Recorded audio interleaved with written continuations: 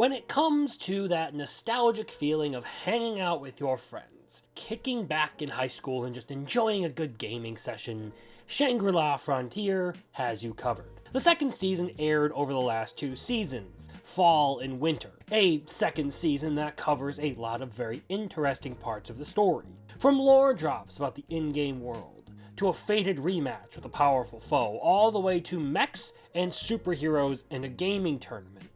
If you wanted to judge this show as schizophrenic, I don't think I could fault you for it. But it really does tie together pretty well, if you ask me. The story itself is pretty simple. It centers on the escapades of a certain Rakuro Hizutome as he gallivants through the game from which the series derives its title, looking for trouble to cause. In many cases, he's joined by fellow troublemakers Pencilgon and Katso, a professional model with an evil streak in her and a pro gamer respectively. In others, though, he's accompanied by an AI bunny girl named Emil, one of the game's most powerful players who happens to have a crush on him, and a newbie who follows him into SLF from another game that they played together. All this while Rakuro pursues the 7 Colossi, unique monsters with particularly difficult defeat conditions that he sees as the challenge of all challenges to conquer. If I had to say one thing about this, it would be that the beating heart of this anime is nothing other than the king of trash games himself, Rakuro,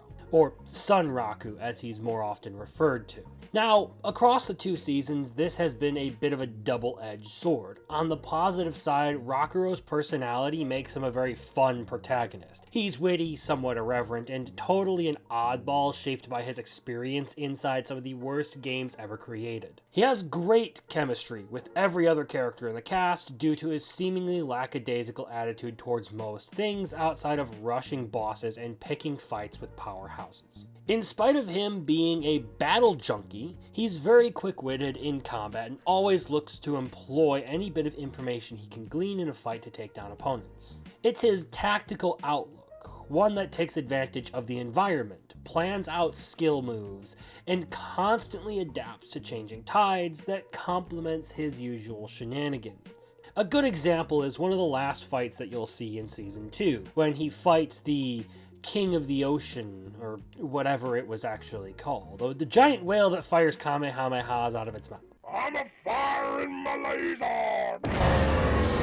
He used some of the innate features of the environments to reflect the attack back at the fish, and, well, it ended up working in his favor, and he was able to take out an opponent he probably wasn't supposed to kill. All in all, the show is very fun, if for nothing else other than Sunraku himself. But the downside to this is that you'll find yourself hard-pressed to care about the story when Sunraku isn't center stage. Many of the side characters are only good when they're able to stand alongside Sunraku. I find myself far less interested in Pencilgon and Katso when they're on their own, like in one particular side story episode that focuses exclusively on them. But the 3 mentioned here are always fun to have together because they really remind me of what it was like to troll around back in high school playing Destiny with friends and launching each other off the edge of the Crota's End Bridge. Now, Shangri-La Frontier does have one other problem mentioned a few times in its discourse, the lack of stakes. And, well, somewhat true. I don't think it's as bad as people want to make it.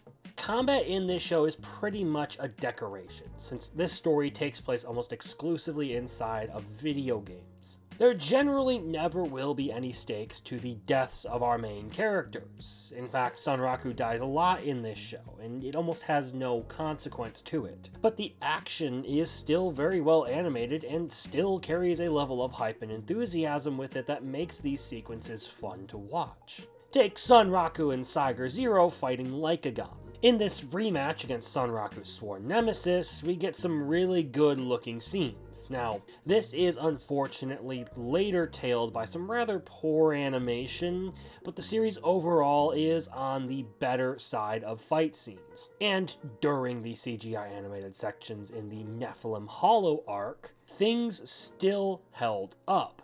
I know a lot of people will automatically trash CGI usage in an anime, but I honestly thought that they were good fights regardless of it, and they still looked fun. Sunraku and Rust's fight there was actually a pretty spectacular display of how Sunraku treats a fight against a powerful opponent, or someone he sees as a worthy challenge. All this is wrapped up with a nice little touch of good music, like banger intros and some great outros that really cement this as one of those anime that I really do just love all the way through.